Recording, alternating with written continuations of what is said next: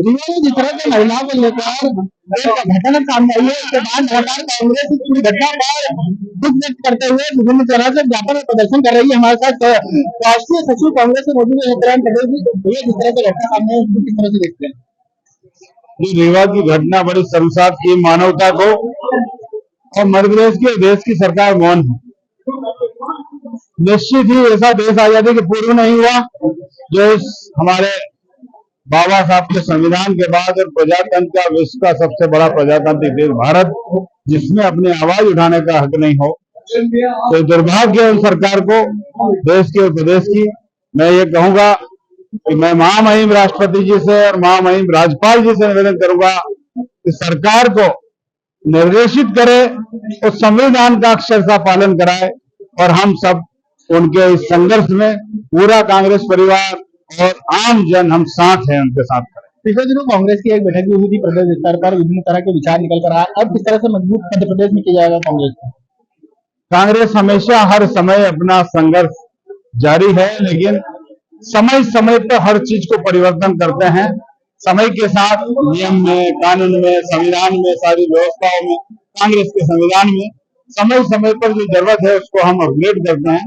तो हमारा संगठन पूरी तरह से राष्ट्रीय अध्यक्ष जी के नेतृत्व में, राहुल जी, सोनिया जी के नेतृत्व में, प्रियंका गांधी जी के नेतृत्व में हम सब मिलकर एक मध्य प्रदेश में भी नयापन लाने का प्रयास कर रहे हैं। हमारे महासचिव जी के माध्यम से, प्रदेश अध्यक्ष जी के माध्यम से और सभी वरिष्ठ नेताओं ने बड़ा परिवर्तन करा। आज बजट भी आ चुका है, किस तरह से देखते हैं केंद्र सरकार के बजट?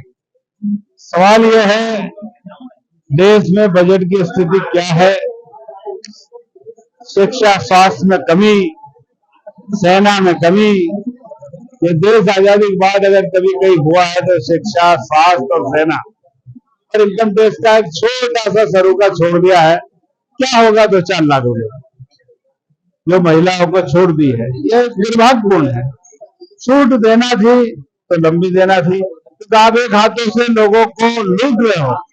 तो जनहित में योजना देने के लिए आप अगर कोई काम कर रहे हो, देश के 200-250 घरानों के लिए, उद्योगपति, इस देश की करोड़ों करोड़ों जनता का टैक्स 250-300 परिवार को आप दे रहे हो, ये दुर्भाग्यपूर्ण है। ये देश आजादी के बाद कई सरकारें आई, कई सरकारें गई।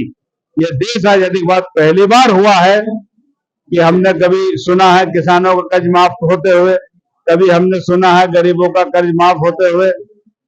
भारत की सरकार, प्रदेश की सरकार लोगों को रोजगार मूलक योजना पर सब्सिडी देने पर, लेकिन हमने पहली बार देश आजादी के बाद इस प्रजातांत्रिक देश में किसी सरकार में हजारों को, 125 करोड़ लोगों का टैक्स 250 घरानों को अगर दिया है तो देश का दुर्भाग्य है। यही बजट कहता है।